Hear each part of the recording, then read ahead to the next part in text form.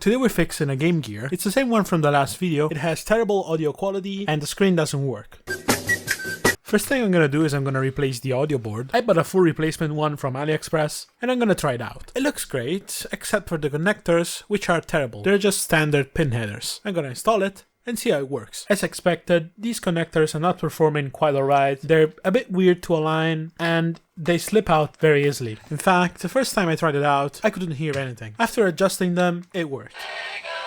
But I don't like it. So I decided to swap the connectors from the old board to the new board. I really didn't want to burn these connectors, so I used some low temperature solder and I set the iron to 150 degrees Celsius, and after it was mixed, I set it back to 400 to get them off.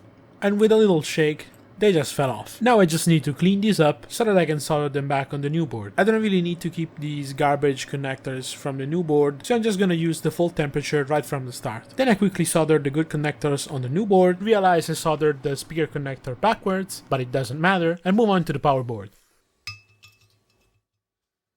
Last time I was missing some capacitors to fully replace these, and so now I'm taking care of that. Even though I don't really need to, but if I do it, it will last much longer. After this, we just need to do some very small shell modifications, but they're a bit tricky to do. But the most difficult thing about this whole installation is removing the original screen. I wish I could show you how to do that, but I lost the footage. For the screen I'm installing, the instructions ask you to remove 2.5mm of the right side of the screw post. I didn't really know what the best tool for the job was, so I tried using the grinding pen to cut it off. I also used the grinding pen for preparing the spots where the touch sensors go, but using the grinding pen at all was a terrible idea because it makes so much dust that it's almost impossible to clean it off. If you do not get all of it, even after you reassemble the console, it will move around and somehow get on the screen. The next step is to remove a lot of stuff and replace a lot of stuff, and it's really boring. But you know what's not boring? This video is sponsored by PCBWay. They make great prototype PCBs and their website is really easy to use. You just have to upload your file and specify how you want it made, like the color, the thickness, and as long as you're not me, it will always look like this. Otherwise, it will look like this. Click the link below and sign up today for a $5 welcome bonus. I remember black sky. The next step is to solder the controller board for the screen. I actually soldered it a bit too far away and the ribbon cable wasn't reaching. Also, one of my touch sensors was damaged and it wouldn't stick, so I'll be making new ones later. Now it's time to solder a lot of jumper wires, and it's really tedious, it's really boring, and it can be actually quite difficult if you're not good at this. It's very easy to remove one of the tiny components by accident, or to even pull on a cable by accident and damage the motherboard. In that case, it might be a bit difficult to find a new place to solder the wire. Just go slow and take your time.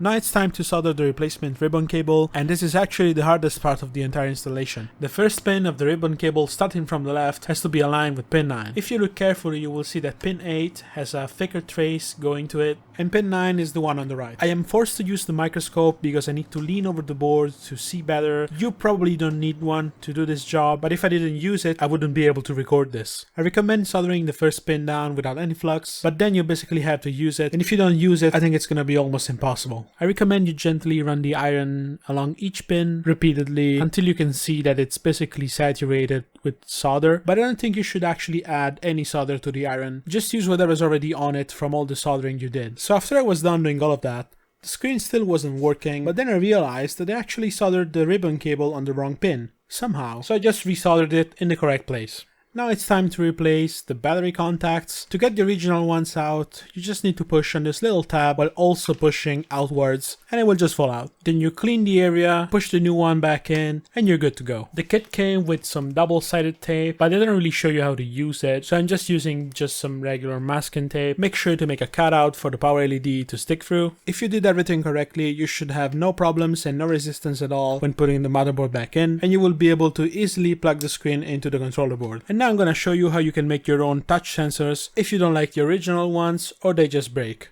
All you need is a piece of copper tape and a hard surface that will not burn. You just need to put some solder on the piece of tape, desolder the old sensor, and then you just solder the wire on the new sensors that you just made. There's no difference in how to install the new sensors. You peel the paper off as usual, and then you just stick them in place. Oh, and don't forget, you also need to trim this metal shield here for the cartridge so that it doesn't interfere with anything. It's in the manual, but you can just take a look at how I did it. Now it's time to put it back together. I'm just gonna take this chance to remind you to subscribe, and that in my video description I have links to all the tools that I use. They are actually affiliate links, so I do make a small cut out of every purchase, and it is a great way to support me. If you'd like to support me directly though, I also have a Patreon page.